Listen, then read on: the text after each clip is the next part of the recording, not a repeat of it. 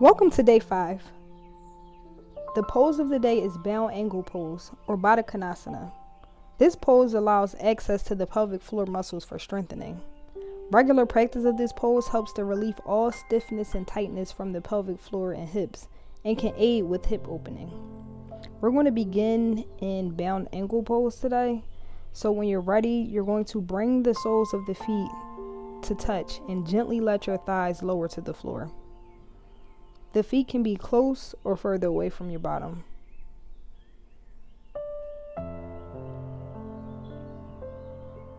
You're going to sit long in the spine.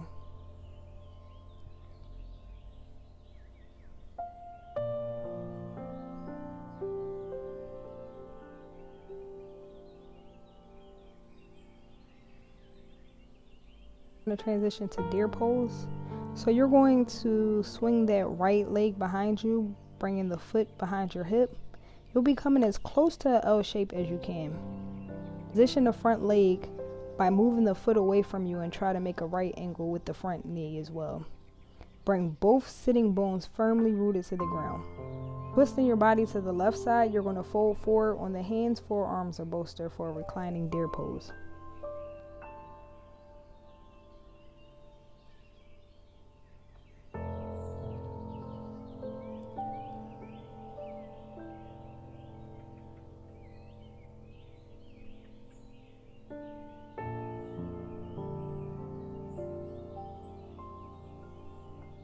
When you're ready, walk your arms back up, come back to center, and we're just going to swap out the legs. So you're going to bring the opposite foot behind you. Turn your body to the right side. Fold forward on the hands, forearms, or bolster for reclining deer pose.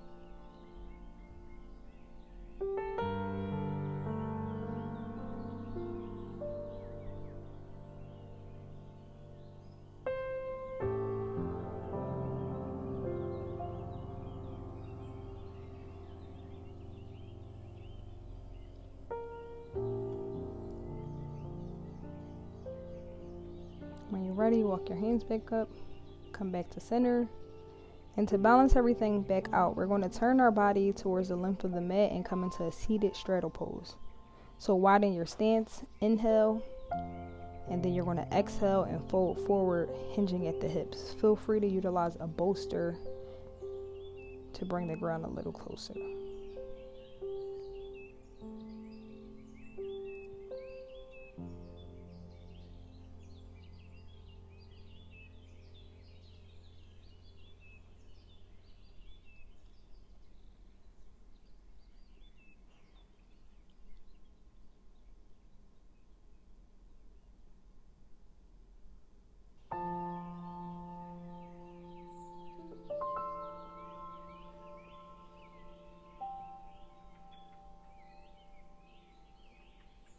Walk your arms back up, and I invite you to join me in caterpillar pose.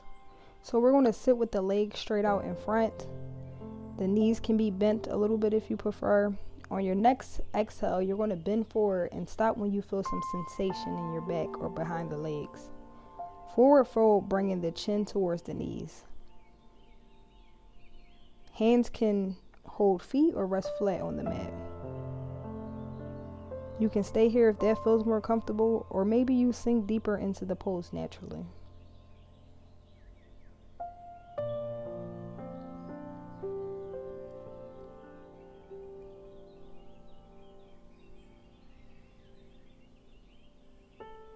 When you're ready, slowly come back to center. You're going to swing the legs around, and we're going to transition to a wide-legged child's pose. So big toes come to touch. Bring your knees wider than your hips and sink back in the hips, fully extending the arms.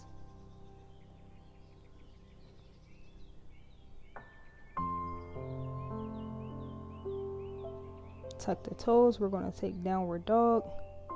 On your next inhale, you're going to raise the right foot. Stretching from the hips, move upward as you balance, pressing into the hands.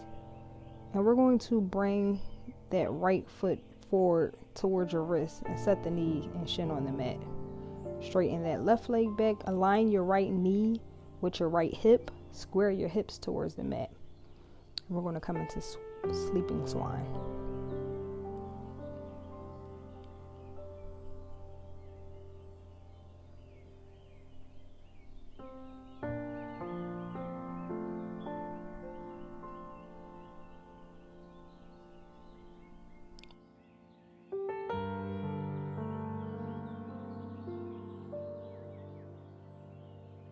When you're ready, walk the arms back up.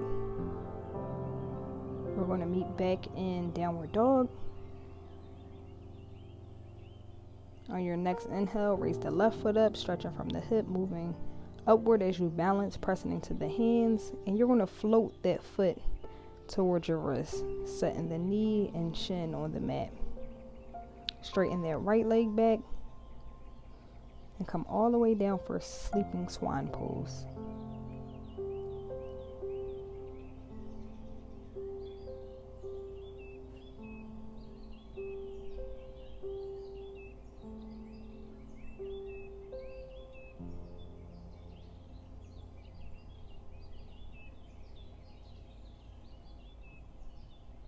When you're ready, walk your arms up.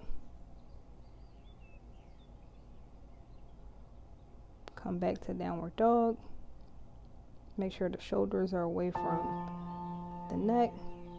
Come down to your knees, lower all the way down. We're going to roll on our back now and transition into happy baby pose. So you're going to take the hands to the shins, ankles, or inner or outer arches of the feet. Gently guide the soles of the feet towards the sky. Knees gently gliding towards the armpits. And just continue to breathe as your knees draw down a little deeper.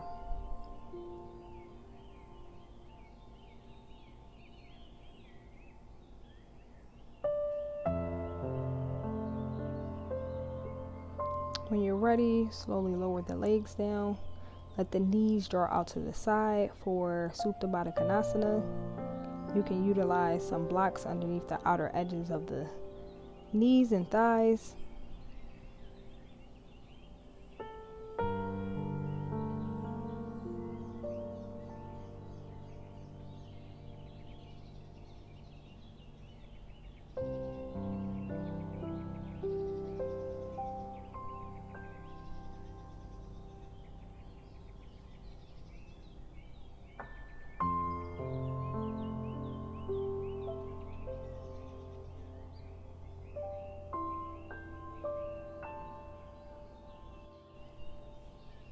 Thank yourself for showing up to the mat today. We hope to see you tomorrow for day 6.